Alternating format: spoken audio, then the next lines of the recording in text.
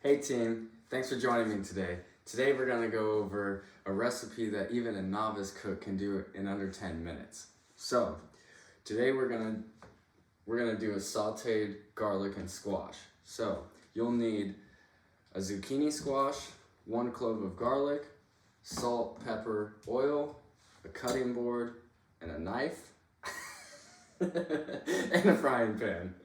So let's start that timer. So first you want to start kicking your heat up to just over midway. This is going to help us create that heat quicker and get done with our recipe a little bit faster. So we're going to add our oil, about a teaspoon of oil, then we'll start to work on our squash. So first, cut the ends off, slide those to the side, and then make one long cut lengthwise down the squash, and then one more right behind it. Now let's gather up those 4 spears that we have, and we're going to cut perpendicular to the squash itself in about 1/4 to 1/2 inch, just making these bite sizes here. And we're going to add these directly to the pan as done.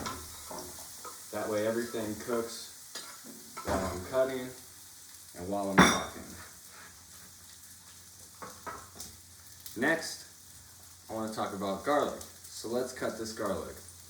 First, what I want you to do is put your knife on top of that garlic clove, then we're going to give it a little smack. And you'll notice I crushed this garlic up, and that peel is just going to come right off. That's a pro tip. So we'll disregard that right there. And for the garlic, we're going to make some very similar cuts that we did with that squash, but we're going to cut lengthwise. And you might notice that I pinched my blade between my thumb and my index finger, wrapping the other 3 fingers around the blade. This is going to help me index the blade as well as move it in rapid motion. Now that I've cut my garlic lengthwise, I want to turn it a 1/4 turn. And so once again, I'll be cutting perpendicular to our first cuts. And then we'll just run that knife through, pushing down and forward, lifting up and backwards. And then once again, when we're finished, we're going to add that straight to the pan. Now that I have all my ingredients in, I'm going to give it a little stir. You might notice I don't have any stirring utensils with me, so we're going to just use a quick flick of the wrist here. This is going to help us mix up our ingredients, and you can hear that high heat there. That's going to help give us a small little sear, providing an extra layer of flavor. Next, I want to add some salt, just about a 1/4 teaspoon. I have some rock salt here, so they're a little bit bigger granules. And then, once again, about a 1/4 teaspoon of pepper. Just like that, all my ingredients are in.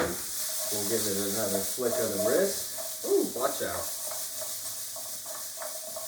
Just to make sure all those ingredients are mixed up nice and well there. Now, a couple things I want to talk about this recipe, why it made our number 1, the top of our list.